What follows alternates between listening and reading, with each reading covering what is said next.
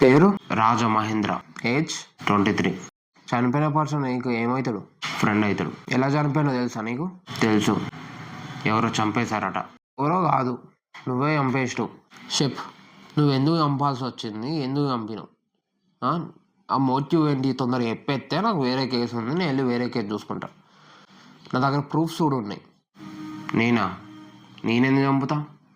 ఆయన వాడు నా దోస్తు కాడు, నేనేం చంపుకోవాల్సిన అవసరం ఉంది నాకు? నా దోస్తులను చంపుకోవాల్సిన అవసరం నాకు ఏం లేదు. నేను 8 నుంచి 9 వరకు ఏడున్నావు? ఇంట్లోనే ఉన్నా. నీకేమీ ఫాస్ట్ ఫుడ్ సెంటర్ తెలుసా? తెలుసు. 8:10 PM నువ్వు అదే ఫాస్ట్ ఫుడ్ సెంటర్ ముందు. 8:15 నీ ఫ్రెండ్ శ్రీను వచ్చిండు. నువ్వు శ్రీను బండి ఎక్కి ఇద్దరు కలిసి హైదరాబాద్ హైవే రోడ్ మీద పోయారు. రాగా నువ్వు ఒక్కనే వచ్చినావు, కానీ శ్రీను మాత్రం డెడ్ బాడీ అయ్యాను. తర్వాత ఏం జరిగింది? ఆ గ్యాప్లో ఏం జరిగింది చెప్పు, నీకు తెలుసుంటుంది అని చెప్పు. నేను వాడిని కావాలని చంపలేదు, అనుకోకుండా జరిగిపోయింది అట్లా. నువ్వు అనుకోని చంపినా, అనుకోకుండా చంపినా, ఎట్లా చంపినా, ఇంటెన్షన్ లేకుండా చంపినా, ఇంటెన్షన్ ఉన్నా చంపినా, నువ్వు చంపినట్టే. చెప్పు, ఏది నీ మోటివ్ ఏంది? ఎందుకు చంపాల్సి వచ్చింది దోస్తు అని? నాకు వాడు డబ్బులు ఇచ్చేది ఉంది. డబ్బులు అడిగితే రేపు ఇస్తా, ఎల్లుండి ఇస్తా, డబ్బులు రాగానే ఇస్తా. చాలా ఉపయోగపడిన. కొంచెం గట్టిగా అడిగేసరికి నేను డబ్బులు ఇవ్వా, ఏం చేసుకుంటూ చేసుకోరా అన్నాడు. నాకు కాలింది, చంపిన. నేనన్నా వాడి డబ్బులు అడుగుతానా? నేను నా డబ్బులు నాకు తిరిగి ఇవ్వమంటాను. అది కూడా సాధన అవుతలేదు వానికి.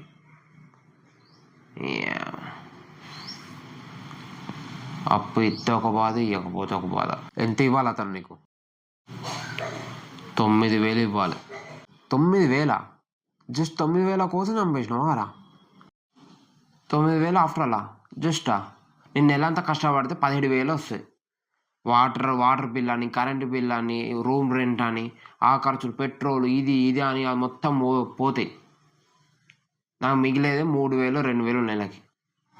అయినా సరే నా దోస్తు కాడు కదా, సరే అడుగుతానుగా, ఎటు పోతాడు మళ్ళీ నా పైసలు నాకు ఇస్తాడు కదా అని చెప్పి వానికి 9,000 ఇచ్చిన. నేను ఇచ్చినోడికి తిరిగి ఇవ్వాలి కదా. అదే నేను తిరిగి అడిగితే నా మీద మరపడతాను. అసలు పైసలు ఇచ్చిన కాడ నుంచి మనిషి కనిపించలే, పత్తలేదు వాడిని, మాయమైపోయింది మనిషి. అరే కనిపించినప్పుడు అడిగితే కథం, రేపిస్తా, మాపిస్తా, కొంచెం గట్టిగా అడిగేసరే కథం, నా మీద మరపడతాను. మొత్తానికి ఇయ్యానట. ఎందుకు ఇయ్యడు? నేను వేరే కాడ దొంగతనం చేసి ఇచ్చిన. నేనంతా కష్టపడి పోతే, పని పోతే నాకు వచ్చిన పైసలకి వానికి ఇచ్చిన నేను సగానికన్నా ఎక్కువ. తిరిగి ఇయ్యాడా నాకు? మన తెలియవా దోస్తు పరిస్థితి ఏంటని? అది చంపినందుకు పశ్చాత్తాపం ఇట్లా గిల్టీ ఏమైనా ఫీల్ అవుతానవా? పశ్చాత్తాపం ఏంటి సార్ అది? గిల్టీ? అసలు ఇలాంటి రోజు చంపినందుకు నాకు దిల్ కూర్చున్నది. ఇంకా డప్పు వేసుకొని ఒక డీజే పెట్టుకొని డాన్స్ చేయాలని ఉంది నాకైతే. ఈ పశ్చాత్తాపం, గిల్టీ ఆట ఇప్పుడు అలాగే ఉంటుందిలే. జైలుకి వెళ్ళిన తర్వాత కొన్ని సంవత్సరాల తర్వాత వెళ్తుంది. అసలే నీ పేరు చెప్పురా. రే నిన్నే రా, నీ పేరు చెప్పురా. రే తమ్మి నిన్నే. రే నిన్నేరా నేను అడిగేది. రే నీ పేరు చెప్పలేదురా. కొన్ని చంపేసి కూడా నువ్వు నైట్ బార్లో కూర్చొని దావా చేసుకుంటానా? చెయ్యకున్నైపో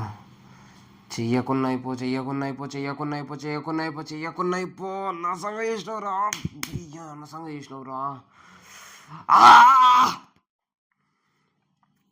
వాణ్ణి నువ్వే చంపినావా? ఎట్లా చంపినావు? పాయిజన్. ఎందుకు చంపినావు? వాని బండి కోసం నేనే చంపేసిన. గట్టిగా, వాని బండి కోసం నేనే చంపేసిన. బండి కోసం చంపినావా? రే వాని చంపితే బండి రాదురా, నువ్వు కొనుక్కుంటే బండి వస్తుంది. అది కొనాలంటే చాలా పైసలు కావాలా. అంత పైసలు నా దగ్గర లేవు. కనీసం ఈఎంఐ కట్టైనా నేను కొనలేను. అంటే నువ్వు బండి కోసం నీ ఫ్రెండ్ని చంపేసినావు. అవ్వా, ఇట్లాంటి కేసులు చూడాల్సి వస్తుంది రైకా. నీ స్థాయి తగ్గట్టు లేకుంటే నీ స్థాయి తగ్గట్టు ఒక బండి కొనుక్కుంటూ అయిపో. ప్రతి ఒక్కరి లైఫ్లో ఒకటి ఉంటుంది, ఈ వెహికల్ నడపాలి, ఈ బైక్ కొనుక్కోవాలి, ఇది నా దగ్గర ఉండాలని. అన్నీ ఉండవురా. చూస్తున్న చిన్న పూర్వంలక్కున్నో ఇంత చిన్న దానికి అరే మంచి జీవితం కోల్పోయినావు రా తమ్మి, మంచి లైఫ్ని కోల్పోయినావు గట్టిగా. మీ తల్లిదండ్రులు ఎంత బాధపడతారో, నువ్వు చంపేసిన వాళ్ళ తల్లిదండ్రులు ఎంత బాధపడతారో.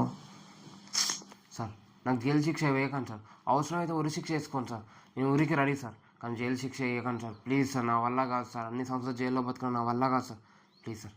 నాకు ఉరి వేసాను సార్, ప్లీజ్ సార్ ఉరి శిక్ష వేయండి సార్ ప్లీజ్ సార్. చచ్చిపోయి ప్రసంగం అందామానే, అనుభవించు, చేసిన తప్పుకు అనుభవించు. శిక్ష 20 ఏళ్ళు పడుతుంది, ఎట్లా నువ్వు వచ్చేసరికి ఒక 40 ఏళ్ళు, అంతేగా నీకు వచ్చేసరికి 40 years ఉంటుంది. అనుభవించు. నా వల్ల కాదు సార్, నా వల్ల కాదు సార్. మంచిగా ఉరిశిక్ష చేయాలట, చచ్చిపోతారట, ప్రశాంతం అందామనే. చేసిన తప్పుకి అనుభవించు ప్లీజ్ సార్. ఒక్కసారి ఫోన్ చేసేయండి సార్ మా డాడీకి, ఒక్కసారి మా డాడీకి ఫోన్ చేసేయండి సార్ ప్లీజ్ సార్. సార్ ఒకసారి మా డాడీకి ఫోన్ చేయండి సార్, 2 days నుంచి నేను ఇంటికే పోలేదు సార్, ఆయనకు టెన్షన్ పడుతుంటాడు. ఒక్కసారి మా డాడీకి ఫోన్ చేసేయండి సార్, ఆయన చెప్తే కొద్దిగా నిమ్మలం అవుతాడు సార్ ప్లీజ్ సార్. ఒక్కసారి మా డాడీకి ఫోన్ చేసేయండి సార్, నాకు మస్తు భయం అవుతుంది సార్. భయం దేనికిరా, నువ్వు తప్పు చేయలేదేమో, తప్పు చేయనప్పుడు భయపడ్డా ఎందుకురా? ఏం చేయలేదు కాబట్టి భయం అవుతాను సార్, చేసుంటే అసలు భయపడేటోనే కాదు. మనిషి తప్పు చేసినప్పుడే భయపడతాడు, చేయనప్పుడు భయపడ్డు, ధైర్యంగా ఉంటాడు. నేను నిజంగా ఒకవేళ తప్పు చేసి ఉంటే దాంట్లోకి వెళ్ళి ఎట్లా తప్పించుకోవాలని ఆలోచించేవాడిని, ఏదైనా ఒక దారి చూసుకునేటోడిని. కానీ చెయ్యని తప్పుకి ఇట్లా ఎంక్వైరీ చేస్తా అంటే నన్ను దాంట్లో ఇరికిస్తారేమో అని భయం అవుతుంది నాకైతే. మనం ఎప్పుడైతే చేసిన తప్పుకి దాంట్లోకి వెళ్ళి ఎట్లా బయటపడాలని ఆలోచిస్తాం, కానీ చెయ్యని తప్పుకి ఇక్కడ ఇరికిస్తారా అని భయపడతాం.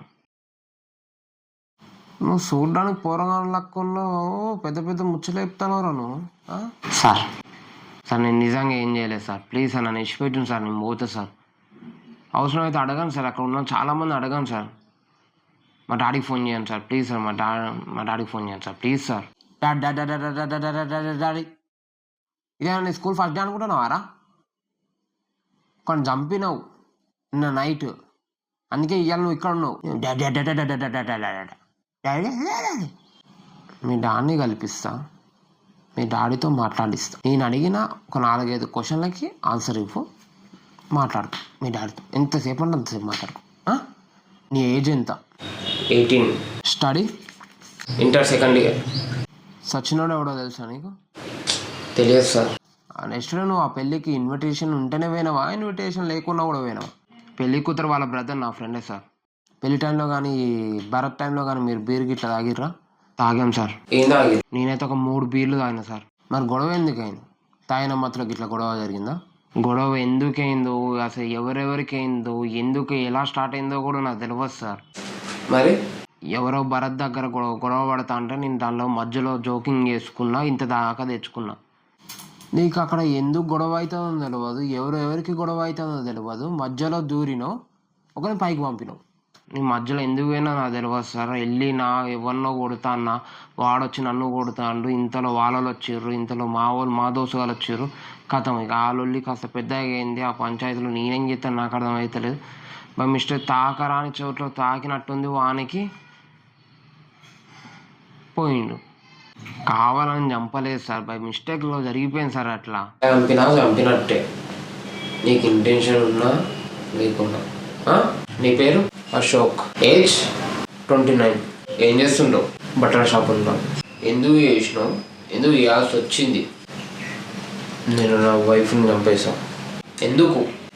నా ఫోన్ వేరే రూమ్లో ఛార్జింగ్ పెట్టుంది, తనని నా ఫోన్ని తీసుకురమ్మన్నా, కానీ తను తీసుకురాలేదు. చాలా కోపం వచ్చింది, కోపంలో ఇక చంపేసినావు. ఇంత చిన్న విషయానికి చంపేసినావా రా? చిన్న మ్యాటర్ ఎలా అవుతుంది సార్? తను నా వైఫ్, తను నేను చెప్పింది చేయాలా, నేను చెప్పింది వినాలా. ఇంట్లో మనం కూడా కొన్ని పనులు చేయాలరా, వాళ్ళు కొద్దిగా సాయంగా ఉండాలి. నేను మార్నింగ్ 9కి షాప్ ఓపెన్ చేస్తాను, మనం 9కి క్లోజ్ చేస్తాను. ఇంటికి వచ్చేసరికి నా ఎనర్జీ చాలా లో ఉంటుంది. ఎవరి కోసం చేస్తాను? తన కోసం చేస్తున్నాను. కనీసం తను ఆ మాత్రం ఉంది కదా, పక్కన ఉన్న రూమ్లో నుంచి ఒక ఫోన్ తీసుకురాదని చెప్తే, మరి పోస్ట్ మార్టం రిపోర్ట్లో నువ్వు ఫోన్తో కూడా కొట్టినట్టుంది. మార్నింగ్ లేచిన పోలీస్ స్టేషన్కి వచ్చి లొంగిపోదాం అనుకున్నా. కానీ మళ్ళీ తనని చూసాను, మళ్ళీ కోపం వచ్చేసింది. తను నిన్న చెప్పింది వినుంటే ఈరోజు ఈ పరిస్థితి రాకపోవు కదా. ఆవేశం వచ్చేసింది, మళ్ళీ కోపం వచ్చేసింది.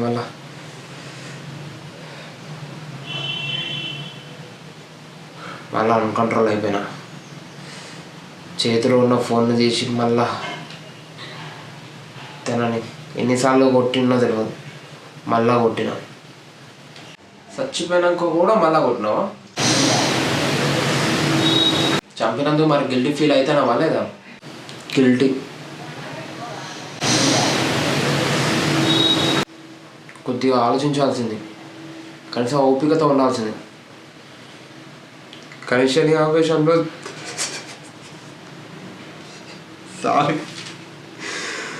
సారీ ప్రియా.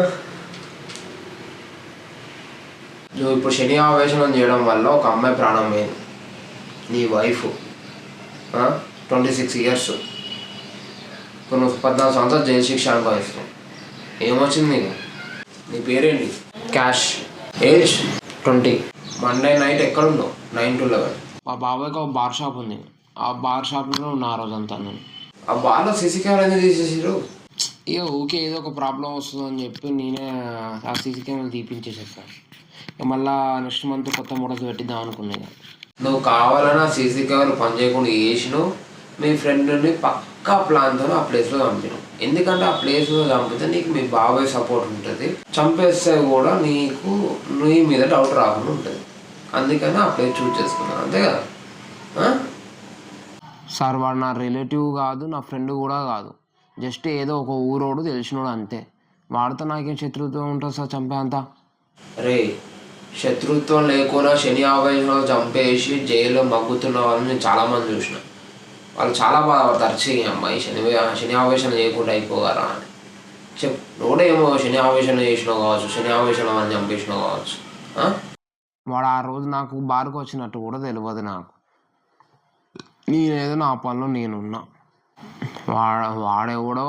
వాడెవడితో వచ్చి ఉంటాడు, వాళ్ళిద్దరి మధ్య గొడవ జరుగుంటుంది, తాగిన మత్తులో కథం లొల్లి జరిగి ఉంటుంది. కథం వాడే ఆపోజిట్ వాడు వేసేసి ఉంటాడు, కథం వాడు ఎస్కేప్ అయి ఉంటాడు. మీరేందంటే ఆ క్రిమినల్ కానీ పట్టుకోకుండా నన్ను నాలంటాను కామన్ పర్సన్ పట్టుకుందాం అనుకుంటారు. క్రిమినల్ పట్టుకోండి సార్, ఏం తప్పు చేయను, మాలాంటి పట్టుకోవడం కాదు, ఇన్నోసెంట్.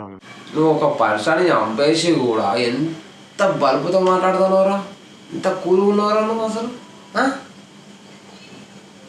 సరే దింపుతా నేను, ఇంకో 2 నిమిషాలు నీ బల్బు మొత్తం దింపుతా. కానీ ఆ రోజు ఆ బార్లో ఎంతమంది ఉంటారు? బాబాయ్, నేను, చనిపోయినోడు, దాంతో కొందరు, మొత్తం కలిపి ఒక 10 మంది దాకా ఉంటాం సార్. అంతే, 9 మంది 10 మంది దాకా ఉంటాం అంతే. చంపిన 9-10 మందే కాదు, ఇంకోడు ఉన్నాడు. ఆ ఇంకోడు నీ వీడియో, నువ్వు చంపంగా వీడియో తీసాను. ఆ వీడియో నా దగ్గర ఉంది. నువ్వే చెప్తావా లేకపోతే మా స్టైల్కి ఇట్లా అడగమంటావు? మాకు ఒక విలేజ్ గ్రూప్ ఉంది, ఆ గ్రూప్లో నా ఫొటోస్ పెట్టాను, అందుకనే చంపిన. నేను క్రిమినల్ని కాదు, ఇన్నోసెంట్ని, నాకేం తెలియదు అని చెప్పినావు కదా. ఇంకా నన్నే క్రిమినల్ని పట్టుకో, ఇన్నోసెంట్ పీపుల్స్ నేను పట్టుకుంటాను అనుకుంటాను. ఫస్ట్ వార్నింగే ఇద్దాం అనుకున్నా, కానీ కంట్రోల్ తప్పి ఆవేశాలు అట్లా చేయాల్సి వచ్చింది. నువ్వు జైలు వెళ్ళినాక నీ మైండ్ మొత్తం నీ కంట్రోల్ ఉంటుంది. మైండే కాదు, నీ బాడీ, నీ లైఫ్ మొత్తం నీ కంట్రోల్ ఉంటుంది. సార్, ఈ జైలు పోయి నేను బతకలేను సార్. కొంచెం మీరు కోఆపరేట్ చేస్తే నేను ఎంతో కొంత మనీ ఇస్తాను సార్. ప్లీజ్ సార్, నన్ను కేసులోకి వెళ్ళి తప్పించాను సార్. మీరు అడిగినంత ఇస్తాను సార్, ప్లీజ్ సార్. నేను కావాలని వేసి చంపినా కూడా ఇష్ట పెడతా, కానీ శని ఆవేశం మీద వేసిన వాళ్ళు మాత్రం అసలు ఇష్ట పెట్టాను. మళ్ళీ మీ శని ఆవేశం వల్ల ఫ్యూచర్లో ఇంకో పంపిస్తే మనకు ప్రాబ్లం అయిపోతుంది. అసలు ఇష్ట పెట్టంటారు, పో మైండ్ కంట్రోల్ లేదేమో. ఒకసారి జైలు వేయడం అనుకో, 2-3 సంవత్సరాలు మైండ్ మొత్తం నీ కంట్రోల్ ఉంటుంది, బాడీ కూడా నీకు అనుకూలంగా ఉంటుంది. నువ్వు చెప్పినట్టు నేను మైండ్ వింటుంది. ఇక అప్పుడు ఈ శని ఆవేశం ఇవన్నీ అన్నీ తగ్గుతాయి. అక్కడ పెట్టే ఫుడ్ వల్ల నీకు ఆవేశం తగ్గుతుంది, అన్నీ తగ్గుతుంది, శాంతిగా ఉంటావు. పోయి